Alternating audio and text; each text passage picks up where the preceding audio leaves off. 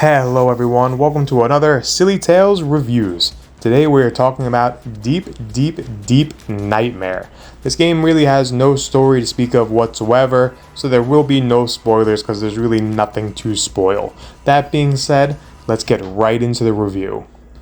You would be 100% forgiven if you were scrolling through the PlayStation Network, the Xbox Store, or Steam and kept scrolling right past Deep Nightmare and dismissed it as just another slop shovelware game.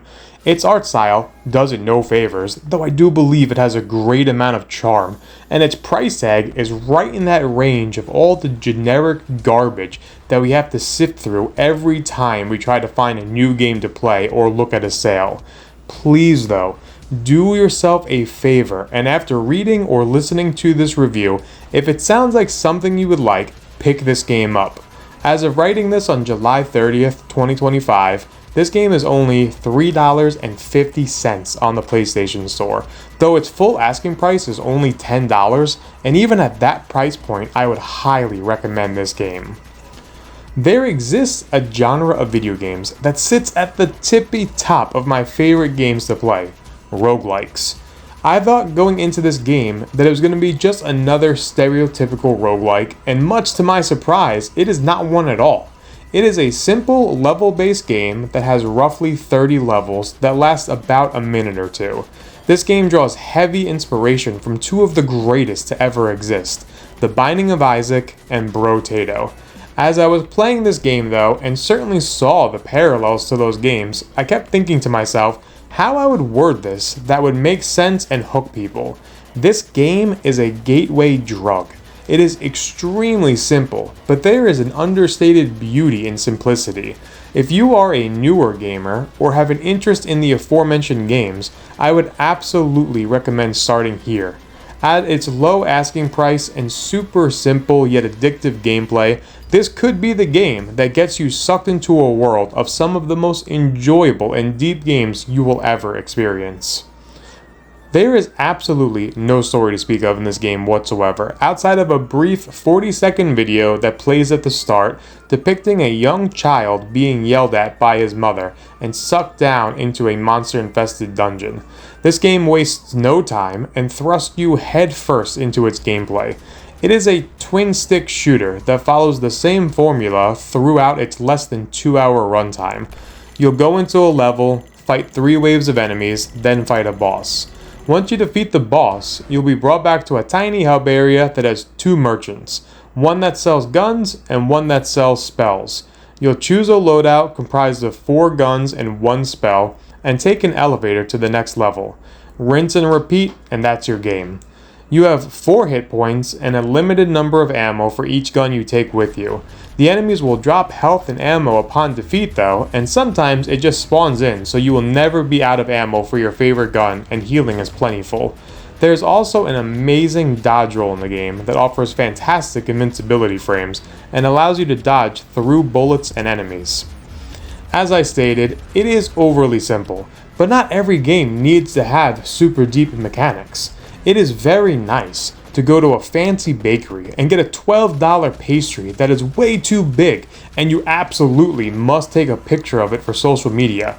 But I believe it is equally as nice to go to your favorite mom and pop restaurant and get a cannoli or a slice of cheesecake and enjoy every bite of it. This game truly shines for every second of its runtime for a few reasons. The enemy and boss design is fantastic, and I never felt bored trying to overcome each wave. The guns and spells are so much fun to play around with. The music is very good and fits the intense nature of each battle.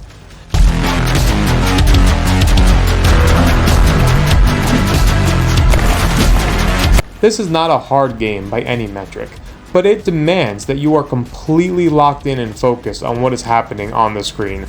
You can and will die numerous times unless you are a gaming god. There's no penalty for death though, other than having to restart the 1 or 2 minute level. You actually keep any currency you gathered up until your death. A little side note is the laser gun is by a mile the most powerful weapon in the game. You can buy it very early on, and it's the only weapon that pierces through every enemy on the screen. Between that and the Shockwave spell, which acts like a blank from Enter the Gungeon, it clears all the bullets and traps on screen at the push of a button, and then your spell goes on cooldown for like 10-15 seconds. You can breeze through this game in under 2 hours. There is no difficulty options to speak of, but you can make the game interesting and more difficult for yourself if you so choose. You can use weaker guns and no spell and try to attempt beating all the bosses without getting hit. This might be the fastest game I ever platinumed. All you have to do is beat all of the bosses, unlock all 8 of the guns and spells, and unlock 24 hats. They are very adorable.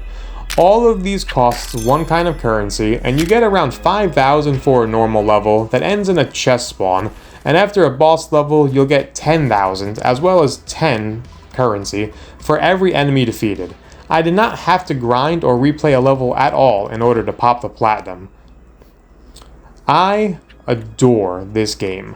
I was hooked from the first second I had control of my little guy up until I beat the final boss, which was the highlight of the game for sure. He was very fun to fight.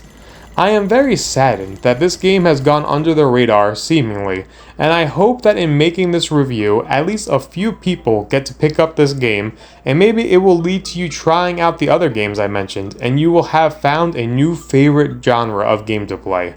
When the only criticism you have for a game is you wish it was longer, I believe that speaks volumes for how amazing it truly is.